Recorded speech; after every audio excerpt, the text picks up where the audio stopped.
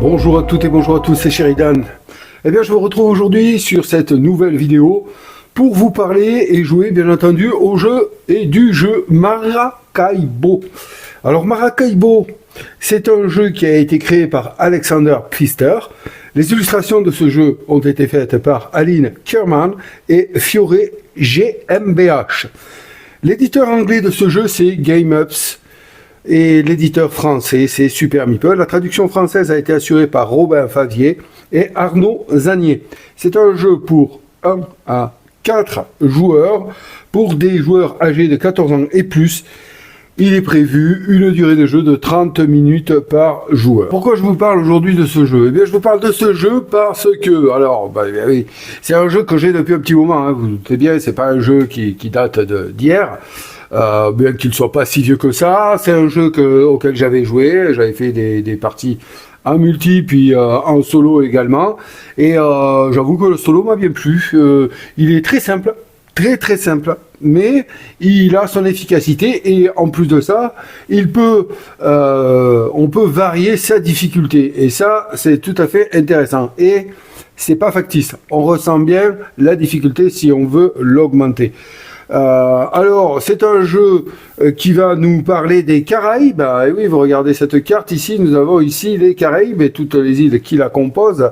Ça va se passer au XVIIe siècle. Alors, dans les Caraïbes au XVIIe siècle, il y avait 3 nations qui se disputaient la suprématie économique et politique de cette région. Il y a la France, qui est ici en bleu, il y a l'Espagne qui sera en rouge, et bien sûr l'Angleterre qui sera en blanc. Voilà. Donc alors nous, qu'est-ce qu'on a? Eh bien nous, on va incarner des navigateurs, des aventuriers en quelque sorte, hein, dont le seul but sera d'accroître notre influence auprès de ces puissances. Voilà, on va tenter d'étendre notre réseau d'information et bien sûr d'amasser de la gloire et de la fortune. Et tout ça comment? Eh bien, tout ça, eh bien, on va pouvoir utiliser différentes stratégies tout au long de la partie. Une partie de ce jeu se fait en 4 manches. À la fin de la 4e manche, la partie est finie et on va compter forcément les points de victoire. Donc on a plusieurs stratégies.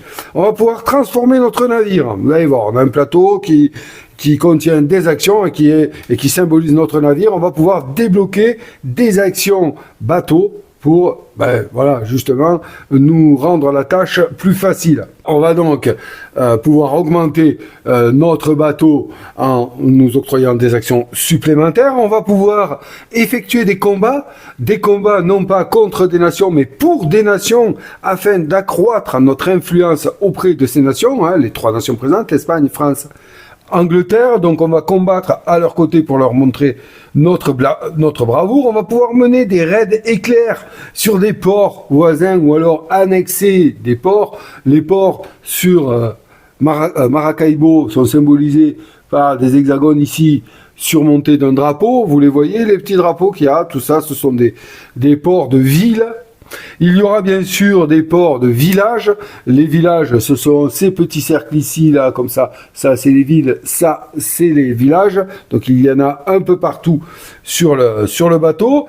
On va donc faire ceci. Ensuite, on va pouvoir bâtir un réseau d'espions en les positionnant sur la carte afin de profiter de leurs informations et forcément des actions qu'ils vont nous donner. Et ensuite, on va pouvoir aller explorer des terres inconnues afin de s'enrichir. Vous voyez, là, nous avons ici sur le plateau de jeu une piste d'exploration qui va nous amener tout à la fin ici. C'est plusieurs façons de jouer, plusieurs façons d'amasser des points, d'amasser des ressources qui sont intéressantes, mais dont on ne va pas pouvoir, et ça c'est de mon avis, mais bon, après plusieurs parties quand même, ça s'est avéré réel, on va pas pouvoir jouer et être le meilleur sur tous les fronts. Il va falloir arriver à tenir compte de ce qu'on va faire nos adversaires ou alors de ce que va faire notre opposant IA quand on est en solo, et voilà, jongler entre toutes les possibilités. Bien entendu, on va devoir établir une stratégie, ça, il n'y a aucun problème, mais il va nous falloir être capable d'adapter cette stratégie au mouvement des autres joueurs et à leur influence auprès des 3 nations principal de ce jeu. Donc, je ne sais pas si je vous l'ai dit, mais nous allons aussi pouvoir livrer des marchandises dans les différentes villes. Vous allez voir, il y a une mécanique assez sympathique par rapport à ça.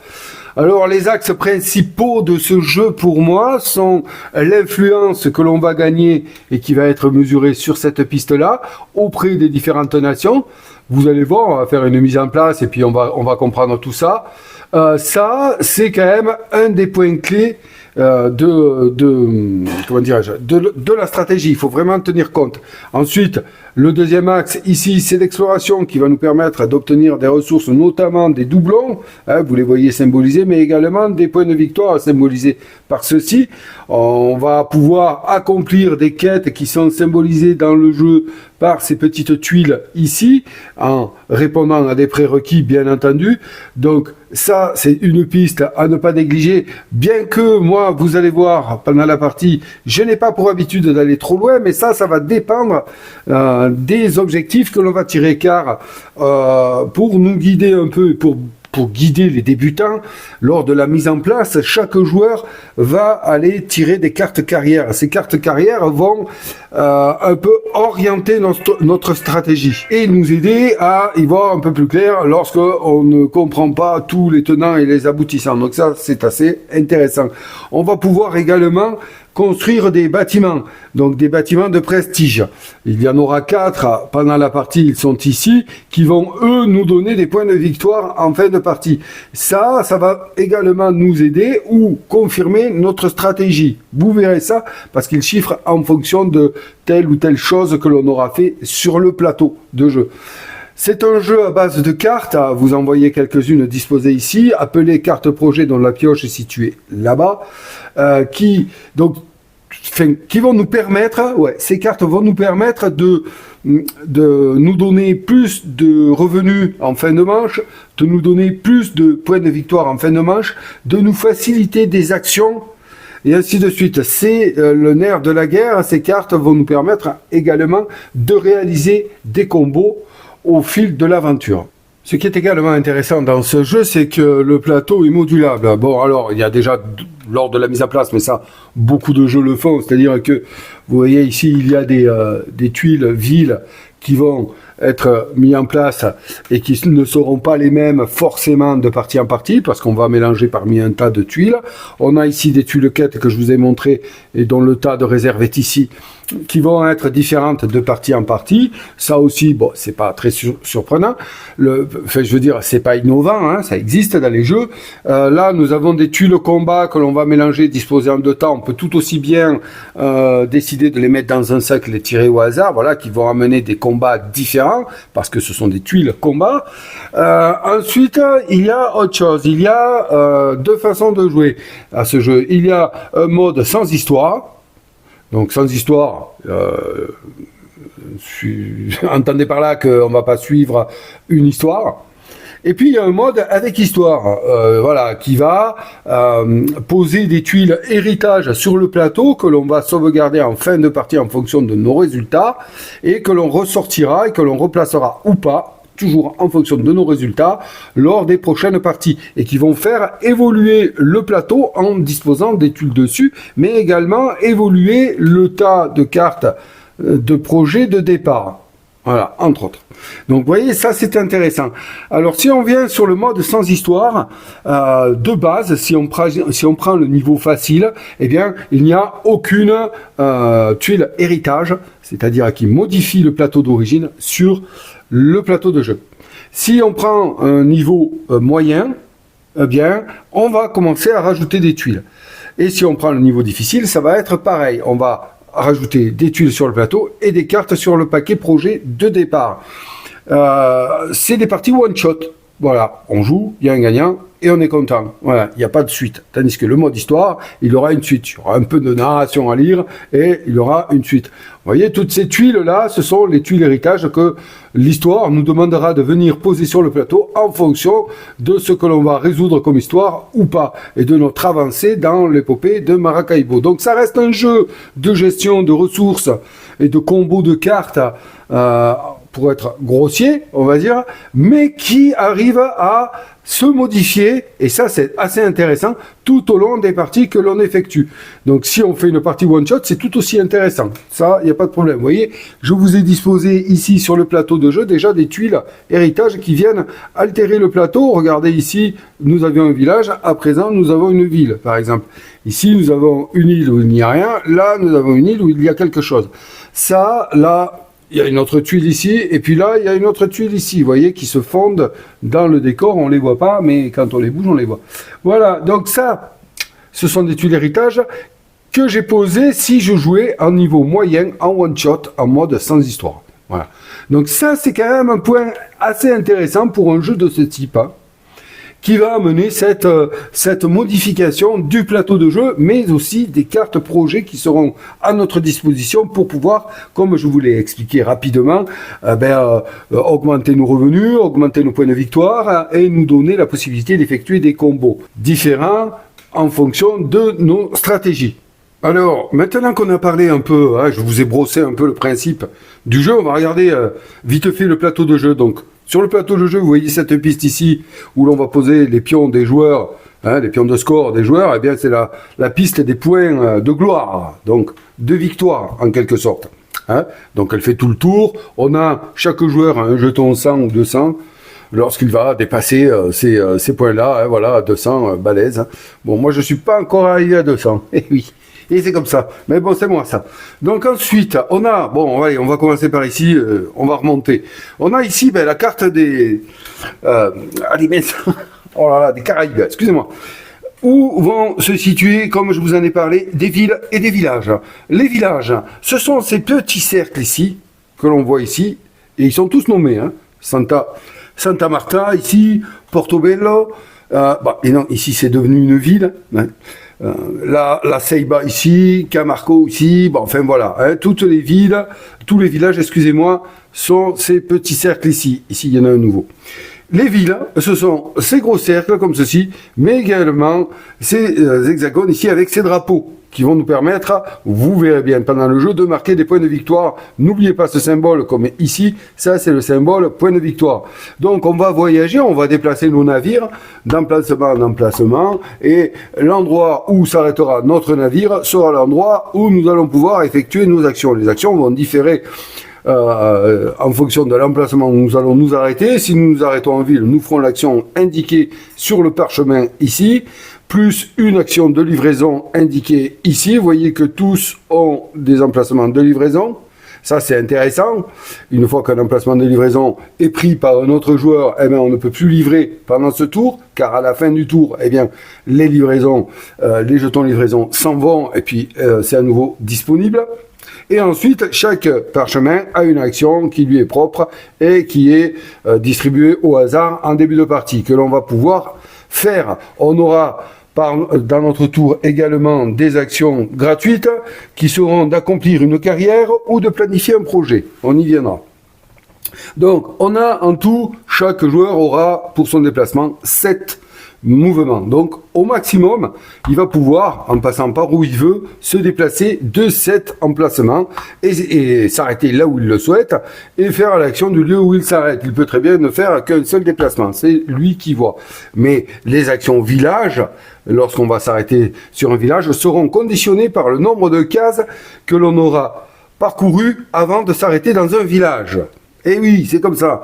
Donc, si on arrive dans une ville, je vous ai dit, si on arrive dans un village, en fonction du nombre de cases qu'on aura parcouru pendant notre trajet, on va pouvoir faire différentes actions.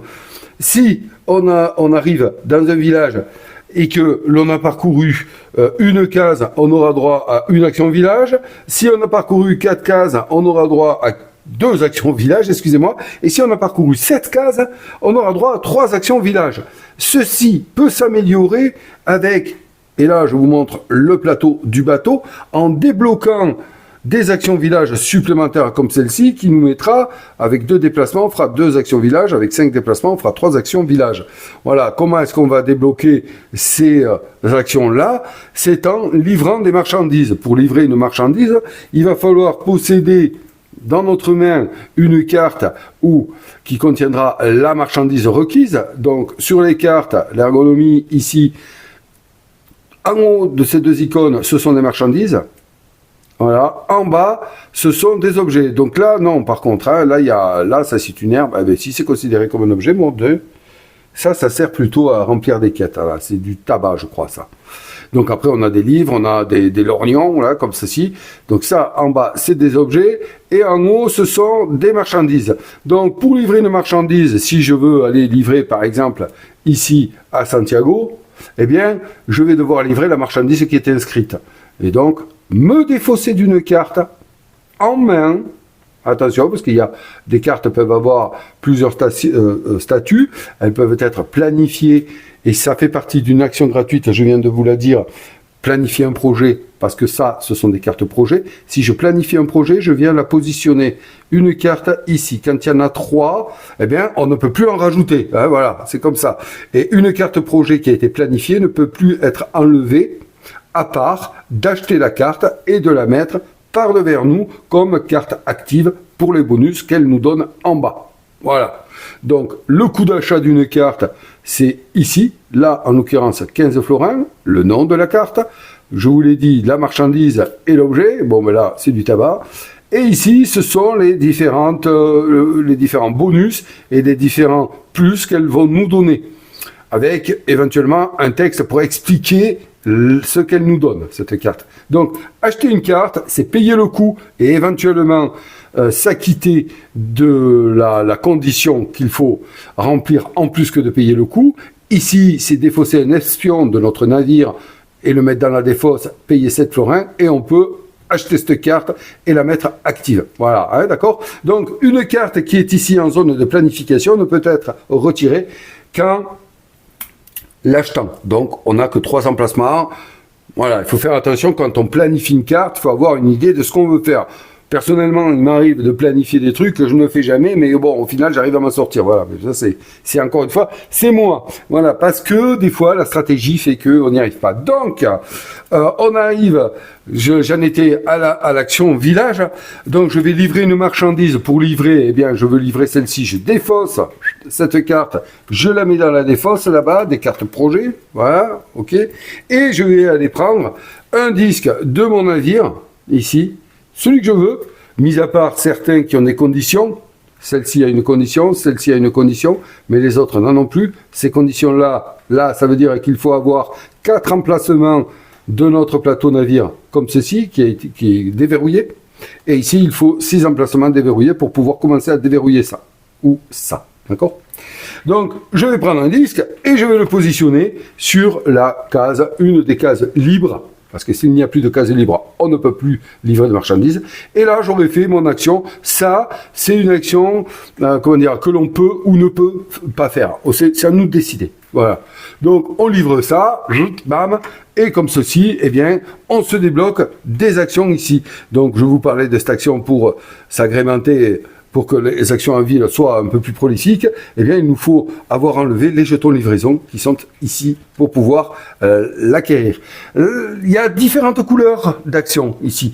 Toutes ces cartouches-là, de cette couleur-là, comme ça, hein, je n'arrive pas à dire si c'est rose, si c'est rose-orange, saumon, oui, saumon, c'est pas mal. Eh bien, ça, ce sont des actions village supplémentaires que l'on peut faire une fois qu'elles seront débloquées. D'accord?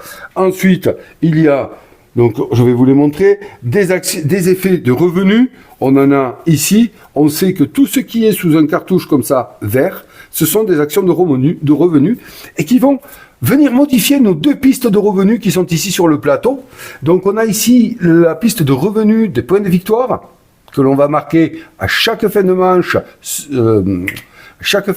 c'est-à-dire lors de la phase revenu. On y viendra. Ici, on a la piste des revenus doublons. Donc ça, c'est, j'ai fait une, oui, bon, ben, revenus doublons ici. Ça, c'est lorsque en fin de manche, eh bien, on va toucher des revenus pour qu'on ait des doublons pour la manche prochaine, en fonction de la position de ce petit marqueur vert sur cette piste-là. Et vous voyez ces points de victoire qui sont indiqués ici. Eux ne seront gagnés qu'en fin de partie. Voilà.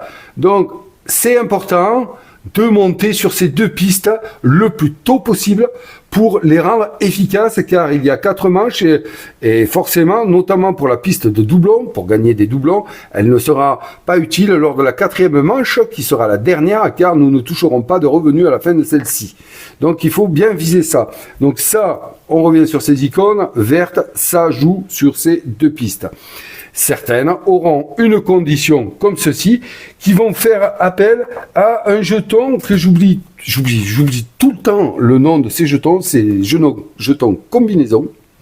Il en existe plusieurs sortes, on les a ici. Donc il y a la couronne, la médaille, l'encre, bon voilà, il y a la maison, comme ça, je sais pas les noms exacts, c'est vrai que c'est pas trop nommé, bon bref, il y en a plusieurs. Et on va pouvoir les acquérir en installant, par exemple, si on prend cette carte, en achetant cette carte et en mettant active, une des choses qu'elle me donne, c'est d'acquérir ce jeton ici maison, qui pourra servir de combo, comme on le voit ici, lorsque j'installerai cette carte ici. Si j'ai ce jeton maison en ma possession, je vais augmenter de 2 ma piste de revenus doublon ici. Voilà, donc ça, les couleurs vertes, c'est les pistes de revenus. Ensuite, on a les effets permanents qui ressemblent un peu à la couleur. Ça va mettre un peu de nos actions plateau ici, navire. C'est les effets permanents. Voilà, sous ce cartouche-là. Tout ce qui est sous ce cartouche-là, ce sont des effets permanents. Donc là, on avancera de une case supplémentaire notre explorateur lorsqu'il voudra faire une exploration ici. C'est intéressant. Nous avons cette case-là qui nous donne une boussole de plus. La boussole va la plupart du temps nous permettre d'avoir des gains supplémentaires, notamment sur les quêtes. Vous voyez qu'ici, une quête, lorsqu'on remplit les conditions et qu'on arrive à défausser ces 2 objets-là, eh bien, on va gagner par boussole sur notre navire et sur nos cartes 2 doublons. Voilà. Plus un combat, deux en force de combat, mais ça encore, vous ne savez pas trop ce que ça veut dire.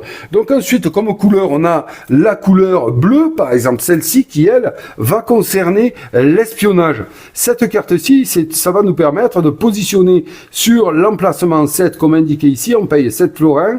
Sur l'emplacement 7, on va aller déposer un espion qu'on aurait sur notre plateau. Attention, si on n'a pas d'espion sur notre plateau, on ne peut pas poser cette carte. Donc il nous faut ça. Donc là, si j'achetais cette carte, je paierais 7 florins, je prendrais un espion de mon plateau et j'irai le mettre sur l'emplacement 7 ici. Voilà, qui est 5 kits.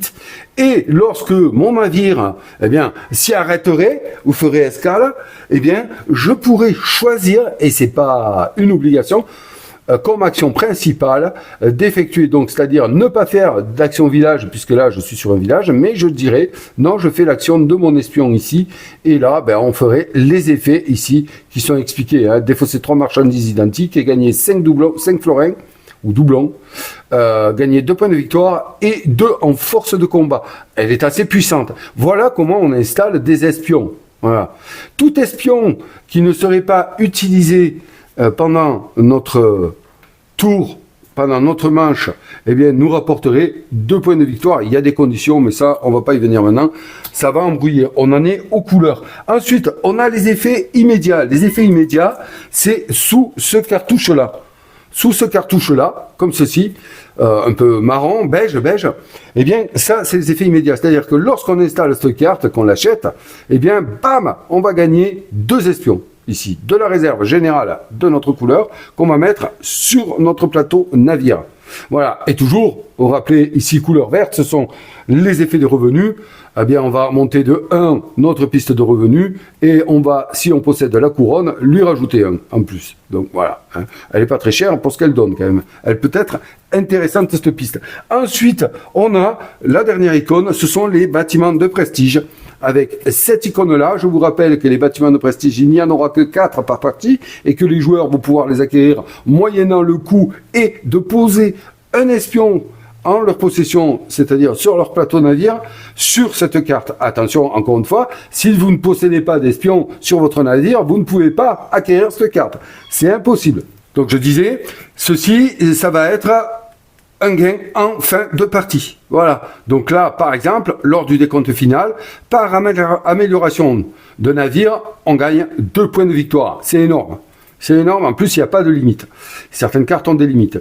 Et ceci, c'est que si on est le premier joueur à prendre une carte comme ceci, de prestige, bâtiment de prestige, on gagne 2 points de victoire.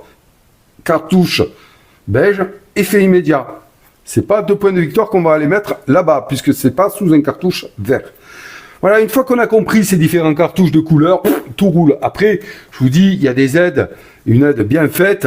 Voilà, regardez, utiliser un espion, les différentes couleurs de cartouches sont bien représentées. L'aide est fort utile. Ça nous détaille tout ce qu'on a à savoir sur le déroulement du jeu. Il n'y a pas de souci. Et en plus de ça, on va prendre le jeton couronne ici qui s'appelle jeton bon sang de bonsoir. Heureusement qu'il y a l'aide combinaison. Voilà. Donc, on vient de voir toutes les différentes couleurs qui vont nous aider à comprendre les effets et l'impact des cartes que l'on va vouloir acquérir sur donc l'impact sur notre stratégie et sur notre score au final. Donc on en était aux actions village, je pense que j'ai fait le tour, j'ai dérouté un peu mais c'était obligatoire. Donc on revient sur ceci, on s'est déplacé, on a fait notre action village, on a fait notre action ville en fonction de là où on s'est arrêté. Puis après, là on met fin à notre tour parce que c'est une seule action.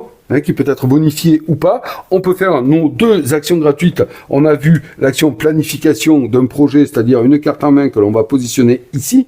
Ou alors, on peut faire aussi une action gratuite. Et ça, ces actions gratuites, on peut les faire n'importe quand pendant notre tour. Il n'y a pas de souci. Ou alors, on peut accomplir une carrière. C'est quoi accomplir une carrière? C'est cette carte-là que l'on va choisir en début de partie. On va en recevoir, chaque joueur va en recevoir 2. Et quand il les aura reçus, il va choisir une des 2, défausser l'autre. Voilà. Et ça va donner une indication, si vous voulez, une aide pour commencer à mettre en place une stratégie, si vous voulez. Ici, par exemple, je vais vous expliquer pourquoi. Influence auprès de 2 nations. Donc, il faut avoir de l'influence auprès de 2 nations. Si on a 2 d'influence auprès de 2 nations, on peut réaliser une carrière, accomplir une carrière. C'est-à-dire enlever un jeton, un pion, espion comme ceci qui sera positionné en début de partie, il y en aura 3. On enlève, on le met sur notre navire et on a accompli cet objectif de carrière. Attention, il y a 2 choix. C'est soit celui-là, soit celui-là. Voilà. Donc si on ne veut pas accomplir 2 et qu'on veut attendre d'avoir 3 influences auprès de 2 nations pour avoir en plus 2 points de victoire et de doublons, on attend. Voilà. Et ainsi de suite. On va essayer d'accomplir une carrière. C'est une action gratuite qu'on fait pendant notre tour en fonction du moment où on veut le faire. Une fois qu'on aura récupéré ces 3 et donc accompli ces 3 objectifs de carrière, on va pouvoir retourner la carte et gagner 2 points de victoire et 2 pièces. On retourne et ceci, ça nous donne la promotion amirale qui n'a aucun impact dans le jeu. C'est simplement le fun d'avoir un drapeau qui va se positionner ici et qui va dire que notre bateau il est beau. Voilà, tout simplement. C'est tout, ça sert qu'à ça. Donc, ça a 2 choses, quoi. Ça peut nous guider dans un premier temps à voir, quand on les choisit, surtout à savoir... Quand on sait jouer, on se dit, non, mais moi je suis pas trop sage, je vais pas prendre celle-là. Mais quand on sait pas jouer et qu'on débute, ça peut nous donner une ligne pour nous lancer dans l'expérience du jeu. C'est très important, je trouve ça, d'avoir mis ça au point. Voilà, c'est vraiment un truc. Et puis en plus de ça, quand même, ça nous fait gagner des espions supplémentaires pour pouvoir déjà poser des cartes qui nous permettent de poser des espions sur le plateau. Et puis ensuite, il faut savoir que lorsqu'on a un espion et qu'on va faire un combat, un espion qui serait défaussé de notre navire pendant un combat, uniquement pendant un combat, nous donnerait 1 point de combat de plus. Mais ça, nous verrons ça pendant le combat. Là, je vais pas tout vous dire, je vous dis un peu comment se déroule ce jeu. Donc, on a fini notre action principale, on a fait nos actions gratuites n'importe quand pendant notre tour, et si on n'a plus rien à faire, on va repiocher des cartes projet, soit d'ici face cachée, soit de cette piste-là. Cette piste-là, si on décide de prendre une carte, il va nous falloir la payer un doublon. Voilà. On paye pas le coup, on paye juste le fait qu'on la prend de là. Donc, notre main de départ est à 4 en début de partie. On a des actions navires qui vont nous permettre, et elle est très utile, par exemple, ici, on démarre à 4, et si on débloque cette amélioration, on peut avoir 6 cartes en main. Et ça, c'est quand même assez important, je vous le dis, de la débloquer rapidement, celle-ci. Donc, si on a débloqué cette action, on va remettre notre main à 6. Et pour remettre notre main à 6, soit on les prend en face cachée, à ce moment-là, on ne paye rien, soit on les prend en face visible, Et là, on paye un doublon par carte. Attention, quand on prend une carte à ce moment-là de la partie, donc quand on refait notre main, une carte qui est prise n'est pas renouvelée immédiatement. Donc on va choisir parmi les 4 cartes. Ces cartes-là ne seront renouvelées uniquement que quand on aura terminé de prendre les cartes. Et donc qu'on aura mis fin à notre tour. Là, on renouvelle les cartes. Voilà. Donc ça, c'est voilà comment va se composer un tour. Hein. C'est pas compliqué. Hein. On se déplace, on fait l'action du lieu où on est arrivé, on fait nos actions gratuites, on remet notre main à 4 ou à 6 si on a débloqué l'action navire.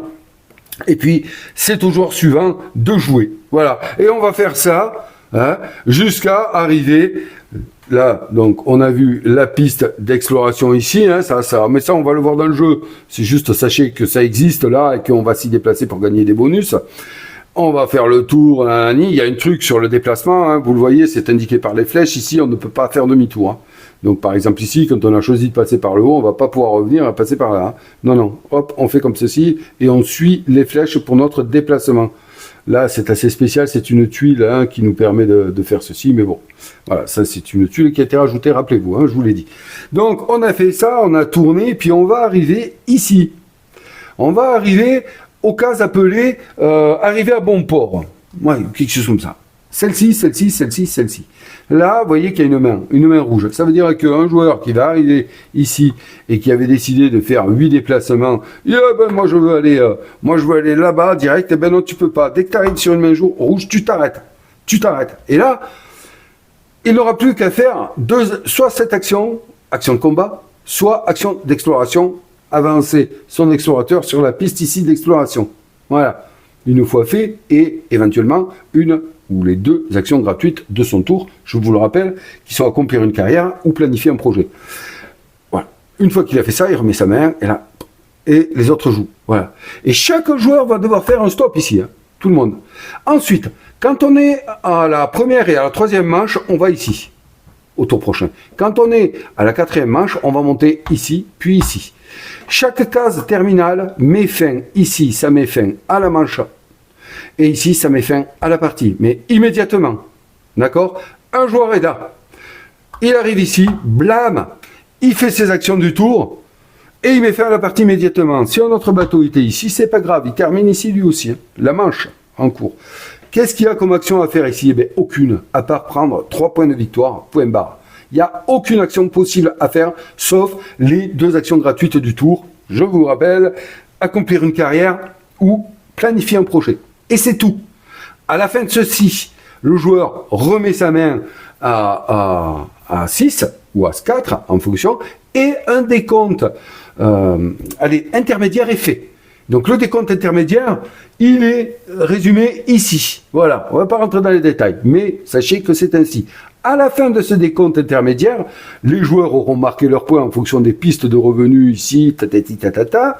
Ils auront eu l'occasion d'acheter une carte parce que c'est ce qui est marqué là. Voilà, bon, bref.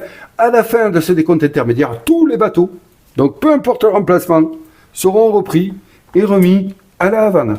Et une nouvelle manche commence. Et on reprend. Voilà. Une chose à savoir, celui qui est arrivé en premier jouera en dernier la manche. Voilà, c'est pour un peu inverser. On joue dans l'ordre inverse. D'accord? Le dernier à avoir, le premier à être arrivé et qui a mis fin à la manche, joue en dernier.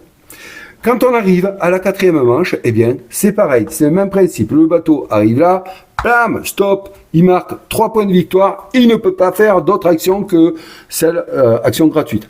Ensuite, au tour suivant, il avance, paf, et bien là, il fait aucune action, il prend 5 points de victoire, il met fin à la partie immédiatement, il fait ses 2 actions gratuites s'il en a envie, et puis on va passer au décompte final. Voilà, et c'est tout. Donc on aura ces étapes à suivre ici, indiquées ici. Toujours avec la possibilité d'acheter une dernière carte, et c'est important parce que parfois ça peut se planifier. Admettons qu'un joueur soit arrivé, lui vient d'arriver là, l'autre joue, il était là, il fait ça, il va gagner ses 3 points de victoire, ok, mais le joueur suivant va avancer, il n'y aura que le premier arrivé ici qui va se faire les 5 points de victoire. On ne peut pas avoir 2 navires ici, c'est impossible puisque ça met fin au tour, le fait d'arriver ici. Et voilà, le décompte est fait. Celui qui a le plus de points de victoire gagne la partie. Voilà, en gros, comment va se dérouler la partie et comment se déroulent les tours avec les différentes façons de jouer. On a vu les cartes projet, on a vu les cartes carrière, on a vu un peu comment se passent les cartes ici. Mais ce prestige, bâtiment de prestige, les cartes projet, sachez qu'il y a une mise en place spéciale à faire au début de chaque partie avec ces cartes-là, ces cartes projet. C'est assez intéressant. Maintenant, on va regarder un peu la piste ici qui va nous intéresser. C'est la piste d'influence parce qu'elle est quand même assez importante. Donc, elle se positionne ici. Nous avons 2 éléments, voire 3 éléments à prendre en compte. Nous avons ici d'abord l'influence que chaque joueur va avoir auprès de chaque nation et qui est mesurée par 1, 2, 3, 4, 5, 6, 7, 8, 9, 10, 11, 12. Voilà. Ça va servir à mesurer le positionnement du marqueur influence de chaque joueur. Hein. Voilà. Chaque joueur va positionner sur 0 en début de partie. Voilà. Nous avons sur cette piste également positionné, et ça, chaque fois, c'est des cubes possession à la couleur de chaque nation. Voilà. Ces cubes possession-là vont être amenés par la plupart du temps des actions de combat à être positionnés sur le navire, sur la carte, ici, pour notifier justement la possession de telle ou telle nation sur tel ou tel village ou ville. Voilà. En gros, ce sont les combats qui vont le permettre. Il y a des améliorations de navires et certaines cartes qui vont nous permettre également d'aller positionner des cubes possession sur le plateau. Mais ça, je vous laisse le mystère de le découvrir, ou le plaisir de le découvrir. Ça, c'est très très très important, car notre pion va avancer sur la piste d'influence. On ne va pas mesurer forcément les points que ça va nous faire gagner pendant la manche. Ça, c'est un chiffrage de fin de partie. Donc, un joueur va avancer ici. Vous voyez, il y a des bandeaux rouges ici. Voilà. Ça, ce sont des étapes de chiffrage. C'est-à-dire que si un joueur, en fin de partie, mettons, celui-ci, est à ce niveau, niveau 5, chez la France a positionné 3 cubes sur le plateau. On va le simuler. Voilà, elle va le positionner ici. Elle a positionné, non, excusez-moi, c'est ici, c'est une ville. Ça, c'est un village, on le met à côté. Puis elle a positionné ici. Voilà, la France domine ici. Eh bien, en fin de partie, on va aller regarder la position du marqueur influence de chaque joueur et les bonus ici qu'auront marqué les nations en fonction du nombre de cubes qui auront été positionnés sur le plateau. Ça va générer un multiplicateur avec un supplément, un bonus de multiplicateur qui va être joué sur les majorités, je ne rentre pas dans les détails. On va prendre ce multiplicateur-là et on va aller multiplier le dernier bandeau rouge qu'a franchi le joueur. Si le joueur est ici, on va aller multiplier celui-ci. Donc par 2. Voilà, on va aller faire ici, en l'occurrence, mettons là je fais simple, hein. Il y aurait 1, 2, x 2, 4 points de victoire en fin de partie pour le joueur qui a positionné son marqueur d'influence là. Donc vous voyez qu'on va essayer de passer des paliers ici en influence sur cette piste pour pouvoir ensuite scorer le plus en fin de partie. Et c'est là qu'est le nerf de la grosse interaction du jeu. Il y en a d'autres. Mais ça, quand même, c'est balèze parce que, justement, c'est tendancieux. Parce que, si un joueur est trop avancé, nous, on est là. Voilà, nous, on est là. On est en haut de la piste. On va vouloir lui donner plus de multiplicateurs ici. Mais il y a l'autre là qui monte aussi. Donc, nanani. Alors, c'est tout ça. C'est savoir pour quelle nation on va combattre, pour quelle nation on va favoriser en fonction de notre marqueur d'influence. Et puis, si d'autres joueurs sont hauts, on a la possibilité de renvoyer des cubes des nations sur ce plateau-là. Voilà, c'est une grosse interaction par rapport à ça. Au niveau des combats, des malus sont donnés et des bonus sont donnés en fonction du nombre de cubes de chaque nation sur le plateau. C'est vraiment le nerf de la guerre là par rapport à l'interaction entre les joueurs. Ça se situe ici sur ce plateau d'influence. Et c'est vraiment à ne pas négliger dans la partie. Il faut arriver à se positionner tout en regardant comment les autres joueurs vont se positionner au niveau de l'influence. Et puis parfois, accepter que, on ne marque pas tant que ça de points par rapport à l'autre. Ceci dit, si un joueur est ici et puis un autre joueur ici, on fait x3 ou x2. Donc il y a quand même une petite différence qui va se jouer au niveau du score. C'est à nous de voir comment on se tient l'équilibre. Mais c'est vraiment, c'est vraiment le top cette piste-là. Elle est tendue, c'est très tendu par rapport à ça. Surtout que voilà, on va faire des combats, on n'a pas forcément l'occasion d'en faire. On va en faire un ici, on va en faire un ici. Parfois des tuiles vont en rajouter, mais ça, je vous laisse le plaisir de le découvrir. Il y a d'autres possibilités de positionner des cubes, je vous l'ai dit tout à l'heure, via des cartes ou des actions village. Des actions bateau, mais bon, tout est bon. Et ce qui est intéressant, c'est qu'on a la possibilité, par des actions de combat, d'aller virer un cube qui serait là pour le remplacer par une autre nation, par exemple, et ainsi favoriser la nation que l'on soutient le plus. Voilà, donc ça c'est le nerf de la guerre et c'est très important de bien le comprendre, c'est super bien foutu sur ce jeu. Ensuite on a là sur le côté les cartes combat, hein, donc là les tuiles combat. Quand un joueur déclare un combat, par exemple ici, il est là, il fait son action principale, combat, hein, donc il fera pas l'autre, hein, il fera ça là. Et donc on va aller prendre une tuile qui est face cachée, peu importe où on veut. Et comme je vous l'ai dit, on peut, si on en a envie, prendre cette tuile, la mettre dans un sac et puis tirer au hasard. Il la retourne. Et là, on a plusieurs choses. À ce jeu, on ne combat pas une nation. N'oubliez pas ça. On combat pour une nation. D'accord ? Pour une nation et ainsi gagner de l'influence auprès de cette nation. Et lui donner, forcément, on gagne de l'influence parce qu'on lui donne des possessions dans les Caraïbes. Hein? C'est important ça. Donc là, qu'est-ce qu'on a ? On va choisir pour quelle nation on va combattre. Et pour ça, on va aller sur le bateau navire. Ici, sur notre navire, nous avons une piste de combat, ici, qui va jusqu'à 8. En début de partie, chaque joueur va démarrer avec 1. Il va avoir l'opportunité d'augmenter sa force de combat. On l'a vu tout à l'heure, mais par exemple, ici, au long de la manche, s'il s'arrête et qu'il fait l'action ville, il prend plus 3 en combat. Donc il était à 1, il fait 1, 2, 3, il sera à 4 en combat. Voilà. Et ainsi de suite. Le maximum étant de 8. Si on devait gagner plus de force de combat en étant là, c'est perdu. Voilà. On peut également, et ça uniquement en combat, je vous en ai parlé, lors d'un combat, ou avant, pendant la préparation d'un combat, on peut défausser ici un espion en notre possession et augmenter de 1 la force. Voilà, c'est marqué là, hein, voilà, d'accord ? On peut également, si on a des cartes qui nous le permettent de par leur bonus, gagner des bonus avant chaque combat et monter notre force. Admettons, ce joueur soit là. Là, il va regarder la tuile. Il va regarder la tuile, il va regarder sa position, parce que c'est important, sa position sur la piste ici, et il va regarder le nombre de cubes qu'éventuellement la nation qu'il a envie de soutenir des cubes de possession à poser sur le plateau. Et c'est ce qui va lui permettre de choisir pour quelle nation il va se battre. Et des fois, c'est un choix cornélien. Voilà. Donc il regarde ceci, ceci et ceci. Là, on voit quoi ? On voit plusieurs infos. La première chose, en haut, ici, on voit que la nation 1, qu'est-ce que c'est que la nation 1 ? La nation 1, c'est la nation qui aura posé le plus de cubes sur le plateau, ici.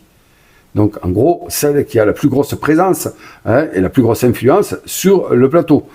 Eh bien, on voit que la nation 1 va prendre moins de 1 combat. Ça veut dire quoi ? En l'occurrence, ici, on regarde la position, on voit que c'est la France, la nation 1. Si le joueur veut combattre pour la France, il dit « je combats pour la France ». À partir du moment où il a dit ça, toutes ses actions combat vont être pour la France, pendant ce jeton-là. Donc, eh bien, il va prendre moins d'un combat. Immédiatement, il baisse ici, moins d'un combat. Ensuite, il va regarder ce que lui donne la France. La France lui donne plus 3 en combat, soit. Donc, il prend plus 3 en combat. 1, 2, 3. Voilà. Il a sa force à 5. Il va gagner un doublon. Il le prend. C'est un cartouche beige. Donc, c'est immédiat. Et ensuite, il va combattre pour la France. Voilà. Pour combattre, comment on fait ? Eh bien, on a calculé notre force de combat ici. Il n'a pas défaussé son espion pour se donner un plus 1. Il pourrait le faire. Il n'a pas envie. Donc, il ne le fait pas. Et là, on regarde notre navire ici. Et on s'aperçoit qu'on a 2 actions combat de base. Ici. Donc, ça marche comment ?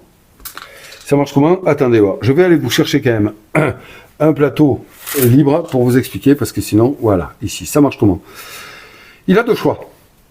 pour cette première action. Soit il dépense 2 en combat, donc ça veut dire qu'il va baisser de 2 sur sa piste ici, et à ce moment-là, il va augmenter son influence dans la nation choisie qui est la France, donc il va prendre son marqueur ici, c'est le vert, donc il va le monter de 1, et il aura fait une action de combat. Il peut combattre autant de fois qu'il a d'actions sur son plateau et qu'il a de points de combat, à une condition, c'est qu'il ne peut faire qu'une seule fois une action ici. D'accord? Donc là, en l'occurrence, s'il n'a pas débloqué celle-ci, il peut faire que 2 actions de combat. Donc il a 5 points, là il s'est un peu mal pris, donc il a que 5 points, il va faire directement cette action-là, pour 5 points, il va augmenter de 2 son influence pour la nation qu'il a choisie, en l'occurrence la France, donc il va arriver ici. Voilà. S'il avait choisi de défausser son espion ici, il se serait donné 1 point, et là donc on voit qu'avec 6, il peut faire 2 plus 4 ici. Ça veut dire quoi? Ça veut dire qu'il peut faire cette action-là, il peut faire celle-ci pour 4. Hein. Pour 4, il va pouvoir placer, donc déjà gagner une influence pour la nation, donc la France, placer un cube ici, possession de la France, hop, sur le plateau, mais là, uniquement sur une ville, c'est ce qui est symbolisé par cette icône-là, uniquement sur une ville libre. Donc là, il regarde la ville qui l'intéresse, il va la placer ici, immédiatement, il va gagner ces deux florins, ici, et ensuite, il aura terminé son action. Il n'a plus de points, son action de combat est finie, et donc après, il va remettre sa main à 6, et c'était son action principale. S'il avait débloqué cette action de village ici, il aurait pu choisir, donc pour 2 de combat ou 5 de combat. Donc 2 de combat. Attendez, je vais vous dire celle-ci quand même, excusez-moi. S'il choisit celle-ci, 6 de combat, ça veut dire quoi? Ça veut dire que là, par contre, il peut arriver, mettons que là, il y a eu ici, sur cette ville, un cube possession de l'Angleterre. Il peut, pour 6, virer un cube d'une nation, bam, se mettre à la place et remettre le cube là-haut, c'est comme ça qu'on les vire, les cubes, et ensuite, pareil, gagner une influence, poser un de ces cubes sur une ville et gagner le bonus. Voilà. S'il avait fait ceci, il aurait pu pour 2, donc pour 2 points d'attaque, il aurait pu gagner une influence dans la nation qu'il soutient, poser un cube dans un village. Voilà. Donc c'est la façon qu'on a de poser des cubes dans un village. Donc, si on ne débloque pas ça, on ne peut pas poser de cube possession de nation dans un village. Il faut absolument la débloquer, celle-ci. Et si sur l'emplacement village sur lequel il dépose son cube, il y a un espion qui lui appartient, il gagne 3 florins par espion qui lui appartient. Et il gagne 1 florin pour des espions qui appartiennent à d'autres joueurs. Voilà. Donc ça, et là, pour 5, il peut virer un cube d'un village et gagne les mêmes choses. Voilà. Donc en gros, c'est comme ça que se passe un combat. C'est tout à fait excitant comme système. Non, c'est très simple. Une fois qu'on a compris qu'on combat pour les nations et non pas contre, ça y est, on a compris le roulement. À partir de là, vous avez à peu près toutes les mécaniques et tous les enjeux de ce jeu. Pour bien faire le tour de l'histoire, il faut que je vous parle juste de l'incitation que M. Pfister a mis en place pour nous inciter à aller explorer. En plus des bonus, de l'influence, des florins, des points de victoire, des points de combat, vous savez ce que c'est maintenant, qu'on peut gagner. Et bien regardez, il y a des barres ici. Rouge, bleu et verte. Et puis une fin là-bas. Eh bien ça va nous inciter à progresser, figurez-vous. Lorsqu'on commence sur cette piste, c'est assez... ça demande un effort, quoi. On n'y va pas pour rien. Je veux dire, c'est un choix d'y aller. C'est un choix. On renonce à certaines actions pour aller là. Eh bien, ou alors on fait les choix d'avoir des cartes qui nous bonifient notre déplacement. Quand on se déplace là-dessus, eh bien on peut choisir de... Par exemple, j'ai 3 en déplacement. Je peux faire 1, 2, 3, ou 1, ou 2. Il n'y a pas de souci. Si un explorateur se trouve ici sur la case, comme ceci, eh bien elle est totalement ignorée. Elle n'existe pas. Un explorateur adverse, puisqu'il n'y a qu'un explorateur à notre couleur ici. On fait, mettons j'ai 3, je fais 1, 2, 3, d'accord? Voilà. Donc lui n'existe plus. Le premier est... Non. Si notre explorateur, il n'y a pas de le premier, dès qu'un explorateur va passer ici, eh bien, vous voyez, blam, il gagne 3 influences, c'est quand même énorme, à répartir ses points sur une nation. On va pas mettre 1 point à une nation, non, c'est qu'une nation, il choisit une nation et blah, il déplace son marqueur influence. Ça, c'est la première chose. Par contre, quand on arrive ici, un explorateur qui soit là, en plus de se faire des quêtes, là, je vous rappelle que si on prend une quête, il n'y en a plus. Il n'y en a plus. Hein. Donc c'est le premier arrivé, le premier servi ici déjà. Hein. Donc c'est vraiment une course. Hein. Et là, le premier explorateur à passer la ligne bleue, eh bien, va se faire, et verte, c'est pareil. D'accord? C'est des points de victoire. On le voit ici résumé. Le premier va prendre 4 points de victoire. Le deuxième, troisième, quatrième va prendre 2 points de victoire. Donc forcément, il y a tout intérêt, une fois qu'on est engagé là, à avancer le plus possible. Mais vous verrez que des choix, en fonction des gains, on peut être dérouté. Voilà, partir là 2 ou là on a 3 points de victoire. C'est des choix à faire. Là, est-ce qu'on s'arrête à la quête, hein, voilà, parce qu'à chaque fois qu'on s'arrête à un emplacement, on y reste, on fait l'action, puis c'est fini. Hein. Voilà, c'est vraiment... Donc, on avance. Ici, c'est pareil. Dès que le premier qui la passe, 4 points, 2 points pour les suivants. Et puis, lorsqu'on arrive au final ici, vous voyez que là, eh bien, déjà, une chose, notre explorateur est arrivé à la fin de son exploration, il reste ici, il ne bougera plus. Il a droit à faire une action village, d'accord? Et ensuite, d'autres explorateurs peuvent bien sûr atteindre la fin, mais il va y avoir un concours. Le premier va gagner 10 points de victoire, le second 8 points de victoire, le troisième 6, et le quatrième va marquer 4 points de victoire. Voilà.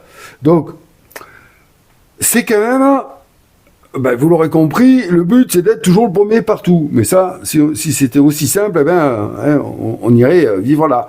Mais ça demande énormément de points de déplacement. Donc vous voyez, se consacrer à cette piste, c'est un effort, ça rapporte.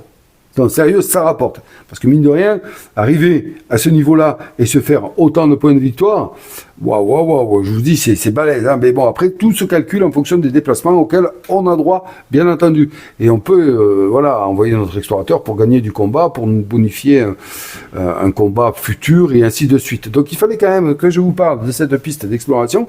Elle est quand même assez importante dans le jeu pour ceux qui vont décider de s'y consacrer. Eh bien les amis, on a parlé de tout. Ouais, je vous ai brossé un portrait quand même assez rapide. On a ici, et ça va nous concerner à nous, au dos d'un plateau joueur, on a un plateau solo qui va se jouer avec ce plateau et des cartes. Et c'est super simple, on va prendre les cartes en fonction de la difficulté choisie pour notre IA. Elle se nomme Jeanne, donc nous allons affronter Jeanne, vous voyez, solo A, solo C, solo B. En fonction de la difficulté choisie, on va mettre telle ou telle carte. On va tourner une carte, on va lire et on va effectuer. Et je vous garantis, c'est super simple. Et après, on a ici, donc il va pouvoir gagner des quêtes. Hein, et il va chiffrer énormément sur les quêtes. Il va pouvoir se gagner des jetons de combat. Il chiffrera avec les jetons de combat. Il va également chiffrer avec les cartes projets qu'il va aller récupérer. Il va également chiffrer ici un peu pour nous, comme pour nous. Il va avoir des pions ici qu'il va mettre. Et il va chiffrer en fonction de l'avancée sur cette piste-là. Il va également chiffrer, et ça en fin de partie notamment, en fonction de l'avance qu'il aura sur nous, sur les quêtes, sur les emplacements navires à débloquer et sur les cases d'exploration. Et là, il se fait du pognon. Si on n'arrive pas à le contrer, je vous garantis qu'il est Jeanne sait se montrer très très rude. Voilà. Hein, il y a pas plus, tellement qu'il est simple, il n'y a pas plus à dire sur ce mode solo. De toute façon, vous le découvrirez pendant la partie. Et voilà, les amis, écoutez, regardez, on en a terminé pour cette mise en bouche. Et oui, c'est une mise en bouche peut-être un peu longue, je ne sais pas. Je me rends pas compte, mais on s'en fout. Je voulais vous en parler de ce jeu, je voulais vous faire un petit tour pour voir. Déjà, là, je pense que vous savez un peu à quoi vous avez affaire. C'est un excellent jeu, moi je l'apprécie beaucoup. C'est de la gestion de ressources, hein, gestion de main de cartes, installation de cartes, et puis là voilà quoi, l'influence, la piste d'influence, des combats, des quêtes, des explorations, il est varié quoi. On est, ça soyez sûr d'un truc avec ce jeu, c'est que vous n'êtes jamais à court d'idées. Et oui. Par contre, à court d'action, parce que là, il faut vraiment optimiser les choix que l'on va faire. Ça peut être un sacré casse-tête et donc ça peut être vraiment très très bon. Je l'ai joué à plusieurs, une fois, deux fois, et grosse partie, assez longue, les deux parce que je m'inclus dans le lot, on était 3 joueurs, mais On a réfléchi énormément. Hein.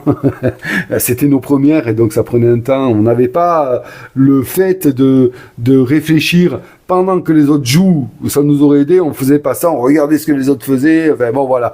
Mais en tout cas, ça a été un kiff vraiment. Ouais, c'est un vrai plaisir. Et puis en solo, ben, figurez-vous qu'il s'avère très plaisant également. Voilà, ben les amis, ça met fin à notre mise en bouche. Je vous retrouve rapidement pour la partie solo face à Jeanne. Donc, on fera une mise en place rapide. Hein, parce que là, il y a un petit truc. La mise en place est assez longue sur ce jeu. Il y a des petits cubes à mettre, il y a des cartes à trier, tout ça. Donc là, je vais vous en faire grâce. Hein, je vous mettrai tout, je vous expliquerai ce que j'ai fait. Puis on partira directement sur la partie solo face à Jeanne. Voilà.